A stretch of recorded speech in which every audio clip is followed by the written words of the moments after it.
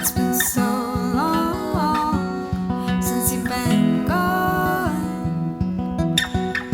It's still the same way after all this time. You're the white square on the wall when the pictures come down. You're the one who breaks my fall, even when you're not around. You're the calm before the storm, and you're every black cloud. You are, you are, you are, you are. You are, you are, you are, you are.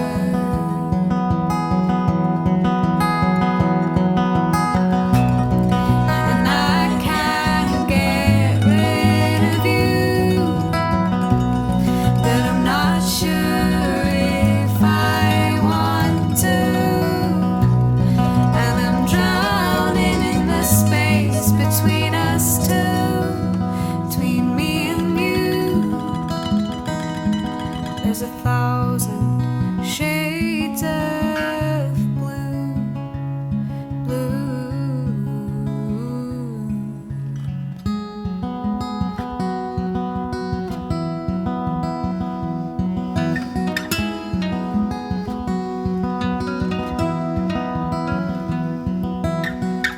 And though the tide recedes, it always leaves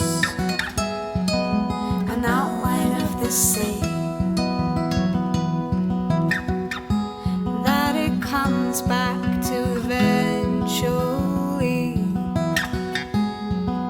And you're the same for me. You're the echoes in the hall when I'm walking alone. You're every missed call left on my phone. You're a place I never saw, and you're home. You are, you are, you are, you are. You are, you are, you are, you are.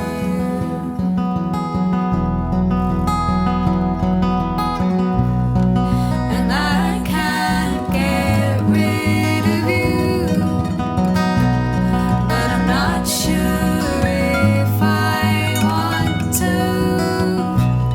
And I'm drowning in the space between us two, between me and you. There's 1,000 shades of blue, blue, blue.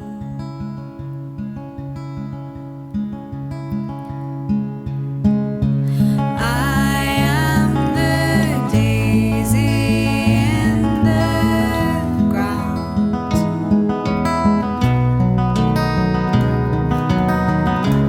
You'll pick me out to make your crown, your crown. I am the sparrow in the sky.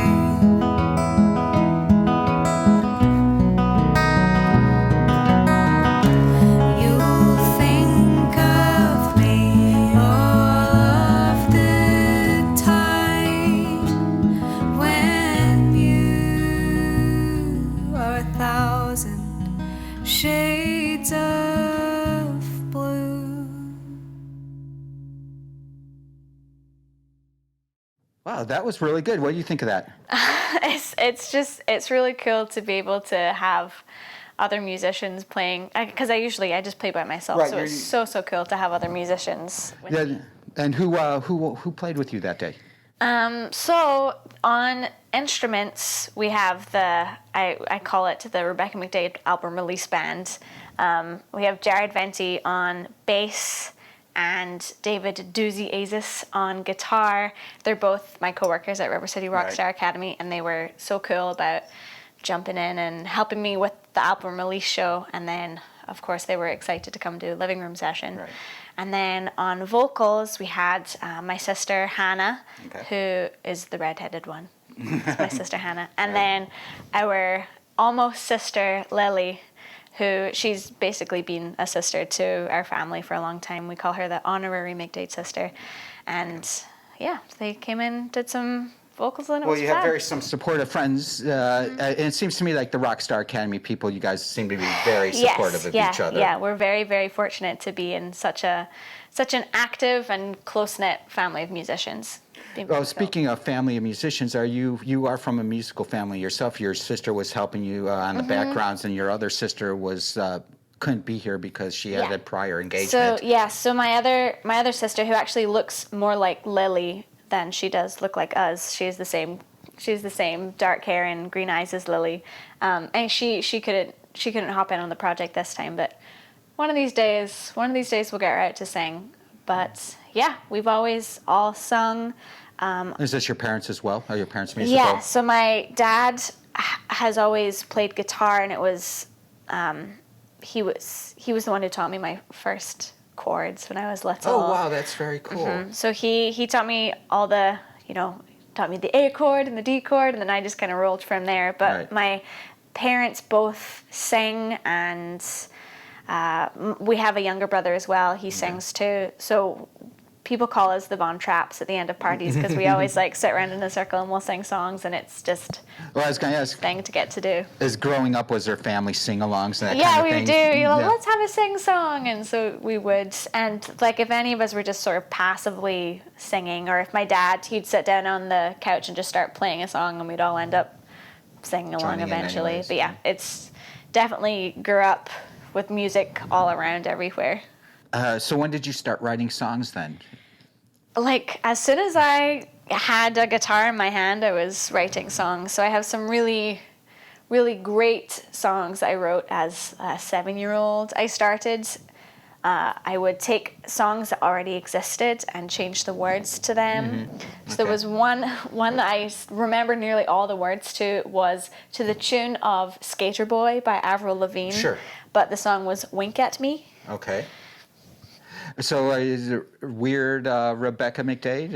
Is there a future in satire for you? Yeah, perhaps. I'll be the next Weird Al, I guess. Yeah, he's getting a little up there in the years, Well, I'll take over his thing. If he needs me to, I'll do it. That's okay. Tell us about this next song. Is Saint Anthony? Saint Anthony. Saint Anthony was just a really short song. I wanted really a lot to write a song with a lot of oohs in it. Okay. I listen to a lot of music, a lot of bands who ooh a lot. Right. If you actually look at their lyrics, there aren't that many lyrics, but the oohs are so rich, and I'm so about all those juicy harmonies, and oohs are such an excellent place to put it in. But yeah, St. Anthony's the patron saint of lost and forgotten things. So it was kind of a melancholy song about heartbreak, I guess. So I was like, this seems like the right thing. Okay. But yeah. All right, let's roll it.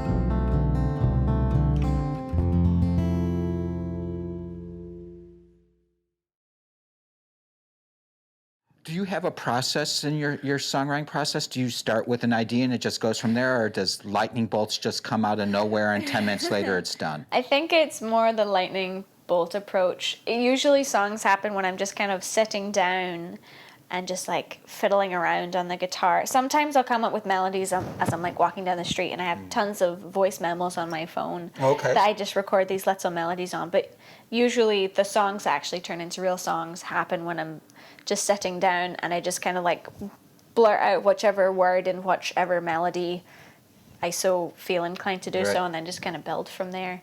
Oh, that's interesting. So there's no laboring it over for years and years No, and tweaking man, I've tried to labor over songs, and it's just, I was like, it's so, like, I want the satisfaction of just like having a song finish.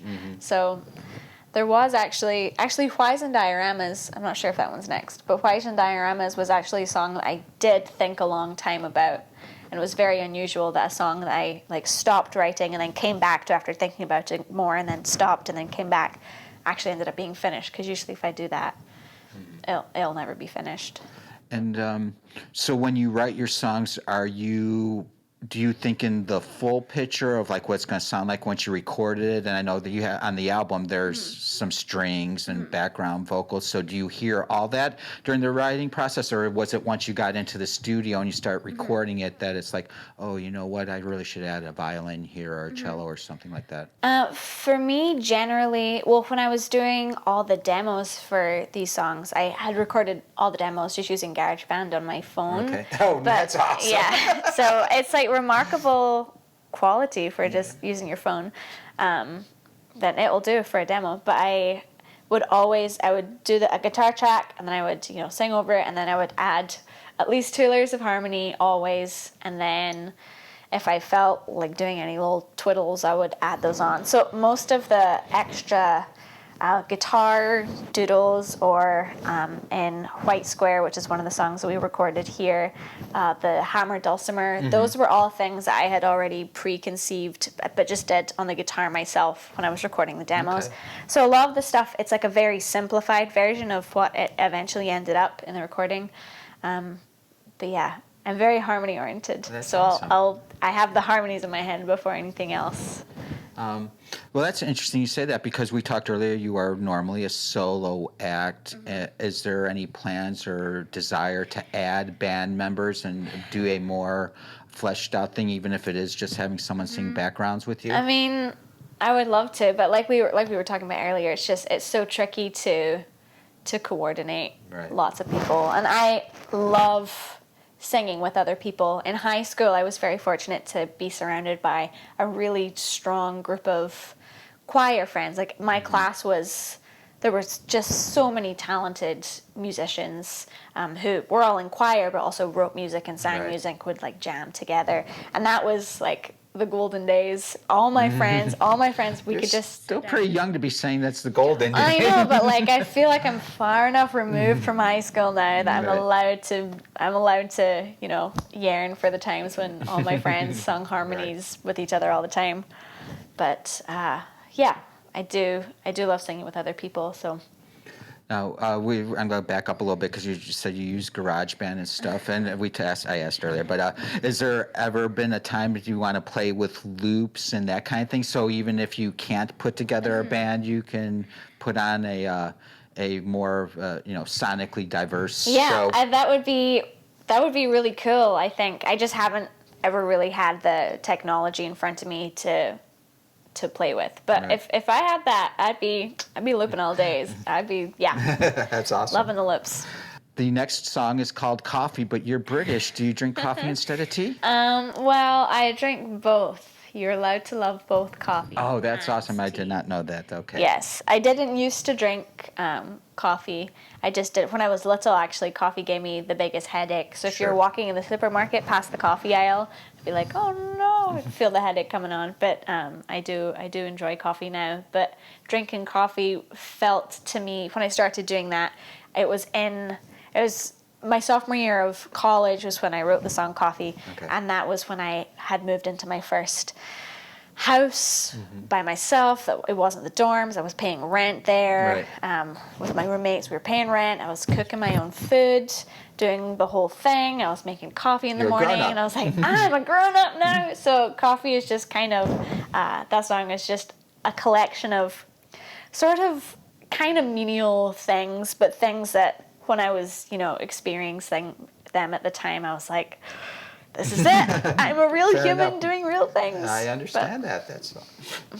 That's then you turned it into a song. Yeah, I did. Great. And a very good song at that. Let's roll that.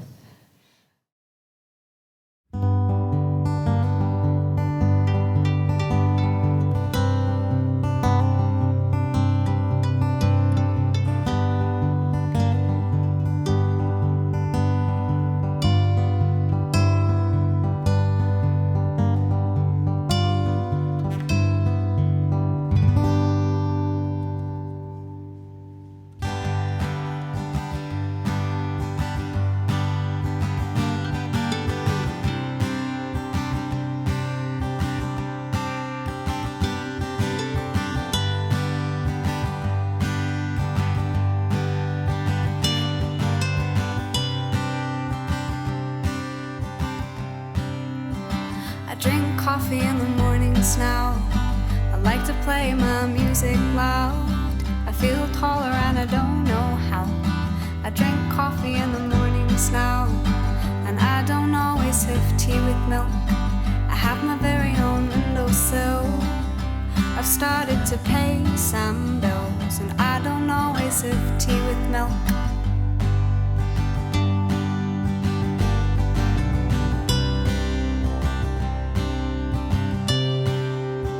I leave my room in my pajama pants. I'm not afraid to go out and dance, though I still crave a good romance. I leave my room in my pajama pants, and I learned how to make fried rice. I'm not afraid to turn out the lights. Every day I think I look nice. I learned how to make fried rice.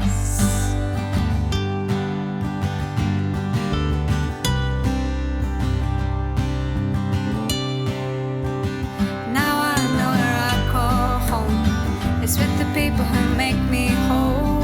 It doesn't matter where I may roam. Now I know where I call home. I drink coffee in the mornings now. I say hello to folks when I go out, and I've decided that I'm allowed to drink coffee in the mornings now.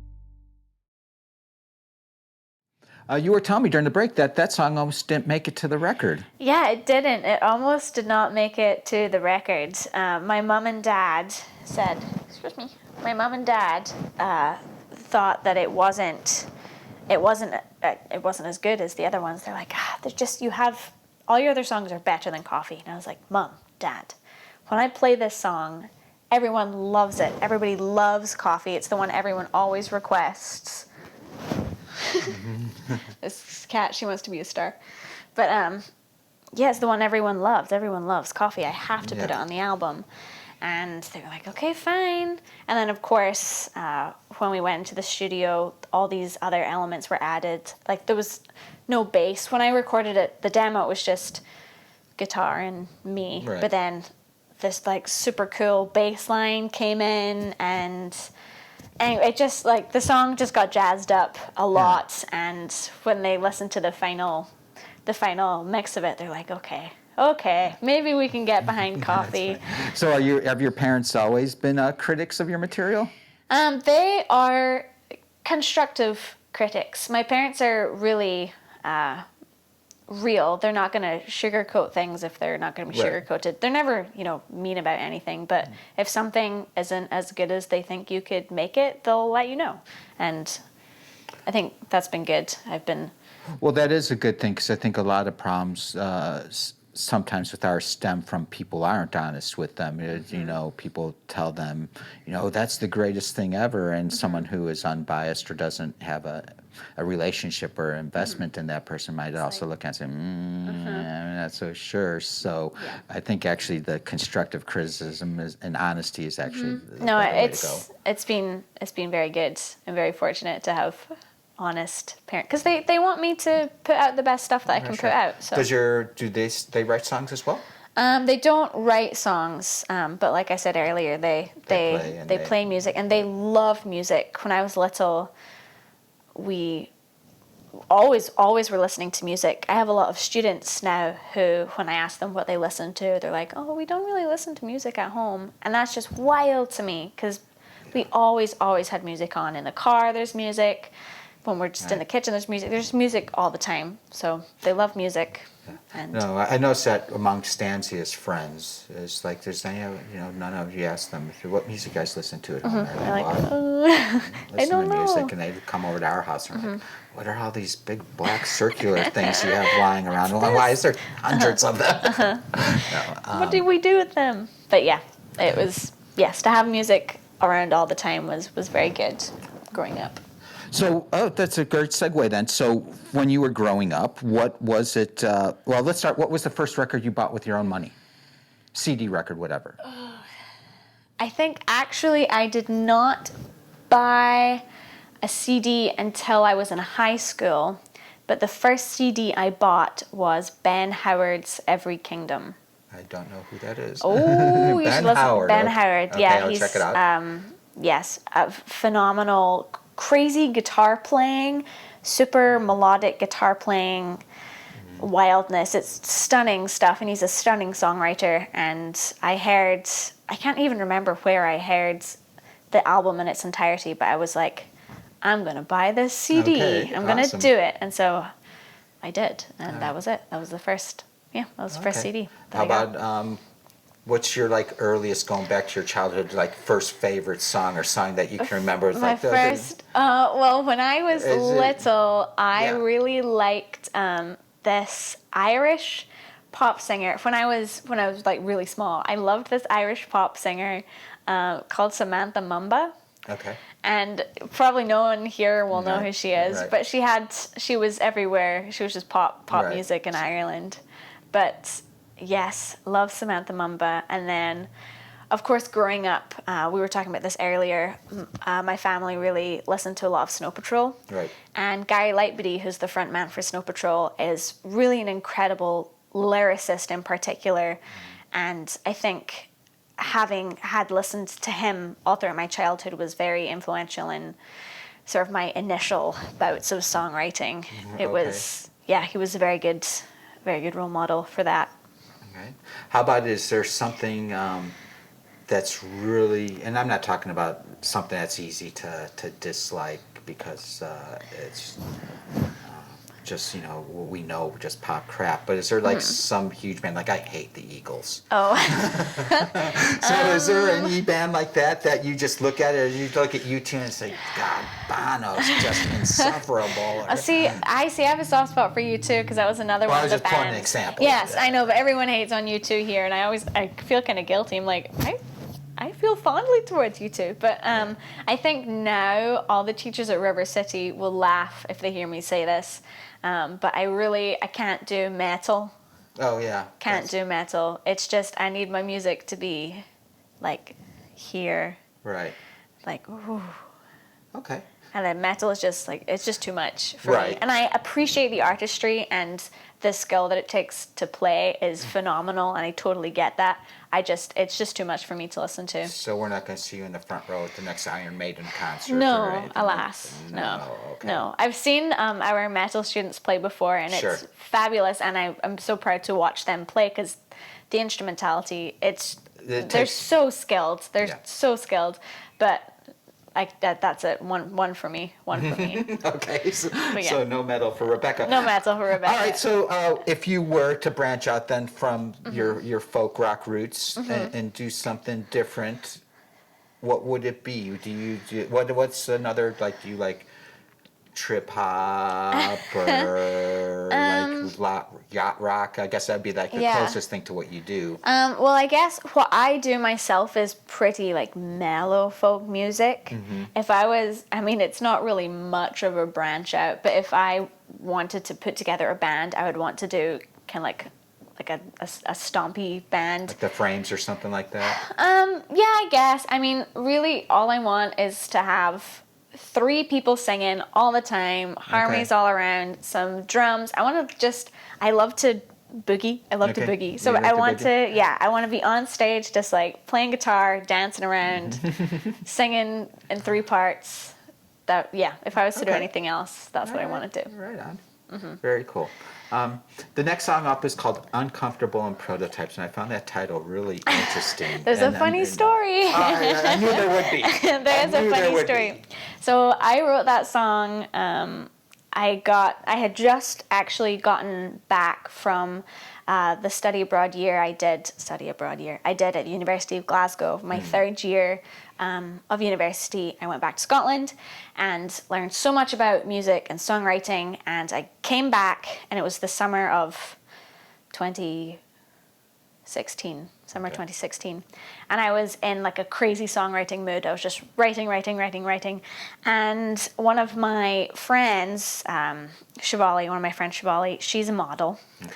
And I had just watched an advertisement she'd been in about this clothing brand, and I was asking in the video, she was talking all about how much she loved this clothing and how comfortable it was, and like how great it was. And I asked her afterwards, I was like, "Did you really like the clothes as much as you said you did?" And she's like, "Well, they're really not into full-scale production yet, so we were just kind of uncomfortable in prototypes the whole time." So it ended up, I was like, I'm going to write a song about it. So that was at like 9 p.m. at night, and I was like, I'm going to do it. I'm going to write a song. So I wrote the song, recorded the song, and then sent it to her at like 8 in the morning the next morning, and she was like... On one of those lightning bolts moments. It was one of those lightning bolts moments. Like, I'm going to explain that way forever. It was a lightning bolt moment. But it was just kind of a funny thing. I was like, I'm going to write a song, and I did it, and I called it Uncomfortable and Prototypes. Awesome. I told her. So she says it's her song now. Every time she plays it, it's her song. It's her song. You read it for her. Awesome. And what was her name again? Shivali. Shivali, this one's for you. 1, 2, 3.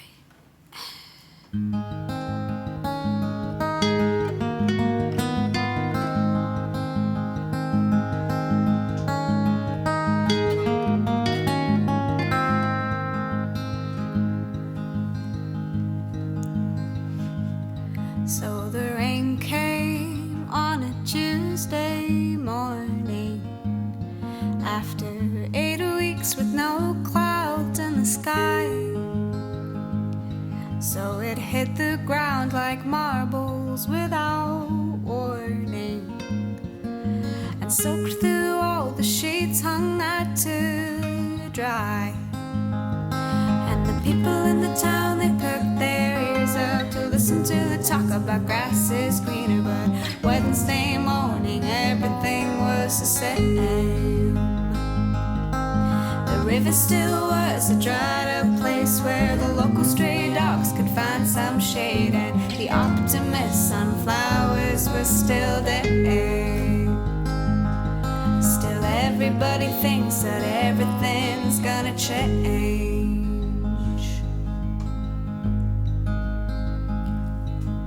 And everybody's neighbor is a family who don't don't talk to each other anymore. And the sun sells that are all in fancy packaging. To the boys, the daughter thinks that she adores. So she stands at the bathroom mirror staring, just thinking too hard about what she's wearing. And Danny went out for smokes, he's taking his time, just sitting in the car with the air conditioning, waiting for one last song to finish. And Mama's out on the back porch drinking wine. Still everybody thinks that everything's gonna be fine.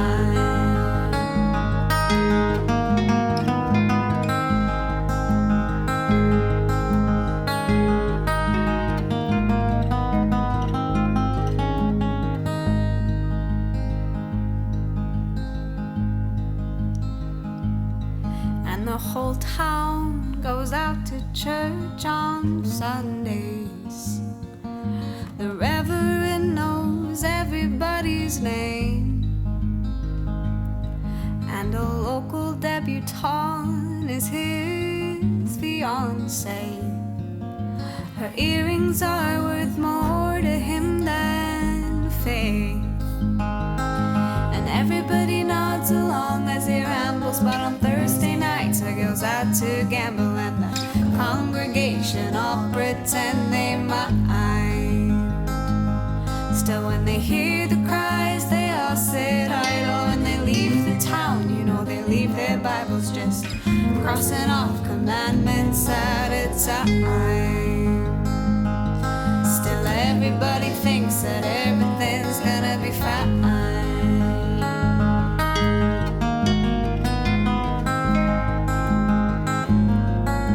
Everything's gonna be fine.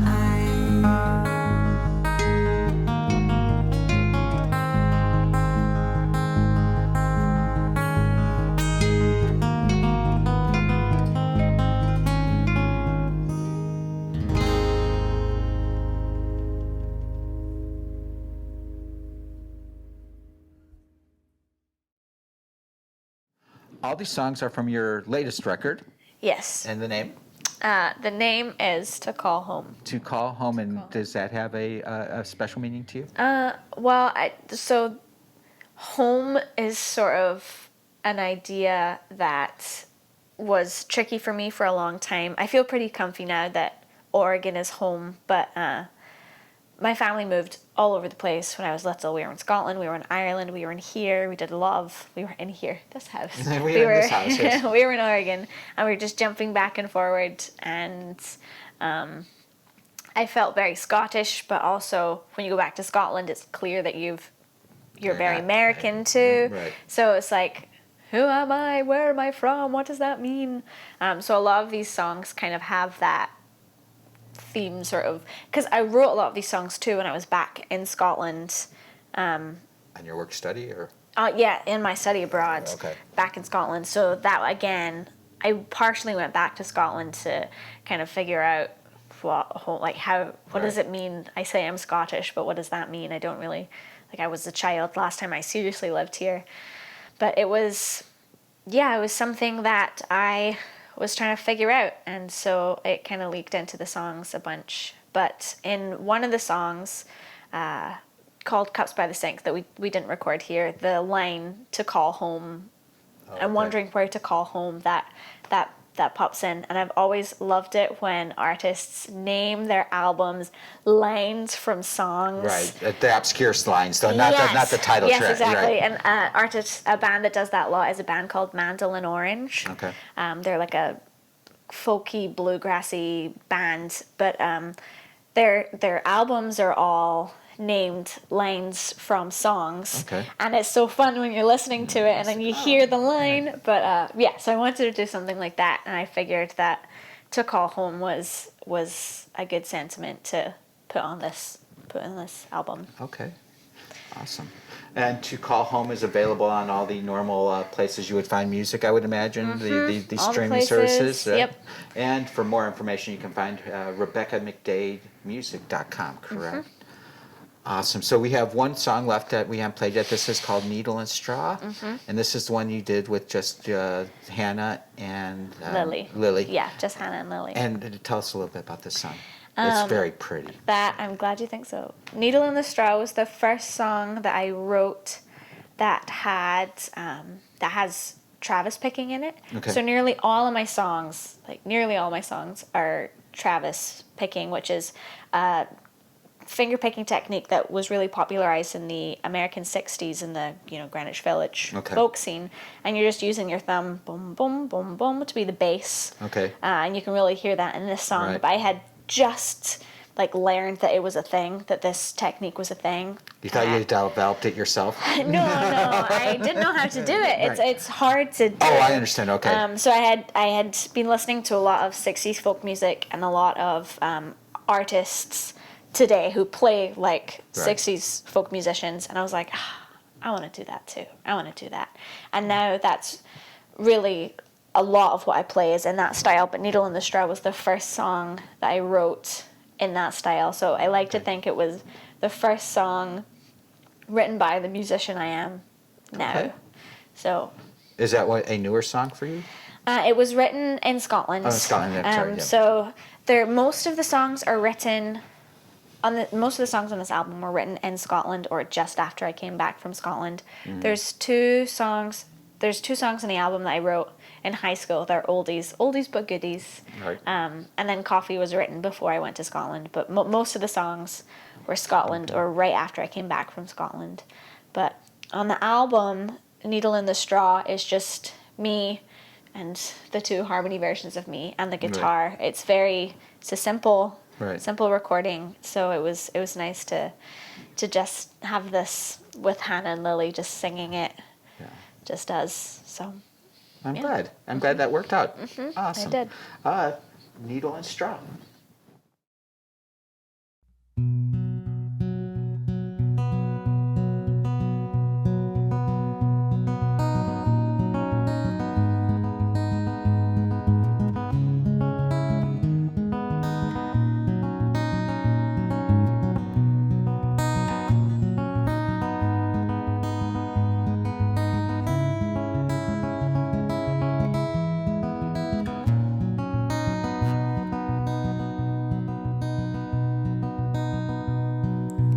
You set me in pomegranate seeds were the reddest things you'd ever seen.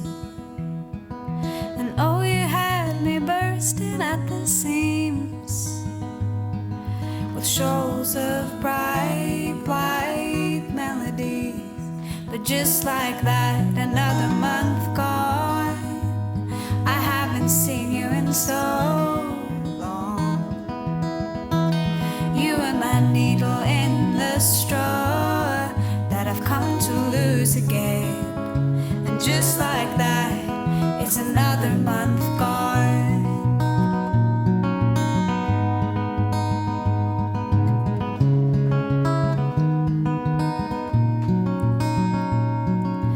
You smell just like campfire smoke and cheese when my head is pressed up on your sleeve.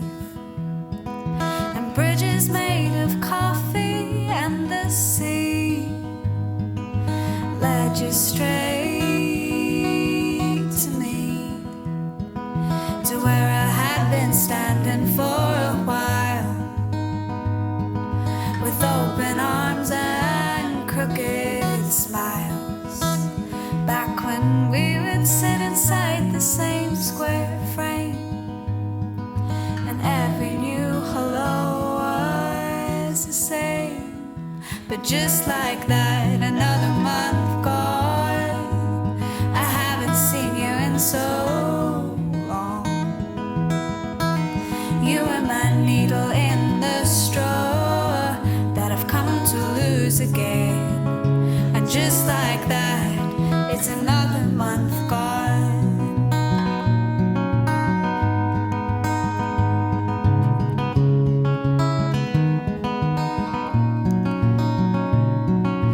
Drown out the sound of your voice.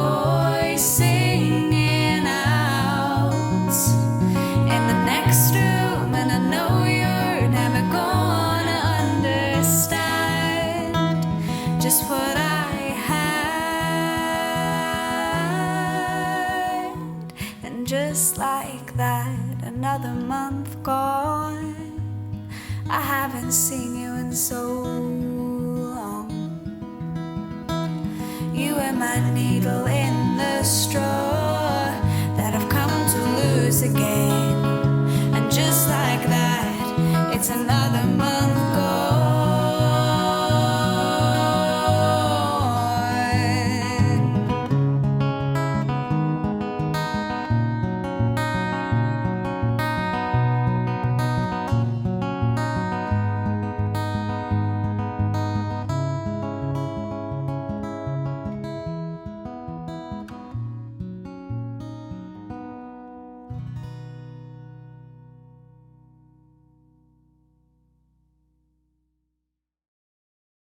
You are watching Slam, the living room edition with Rebecca McDade. Thank you so much for walking us into your house and turning your living room into a television studio for a night. Of course. It's been fun. It was fun, wasn't it?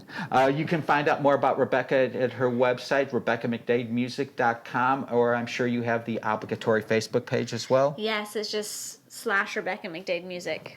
Thanks for watching, and check her out.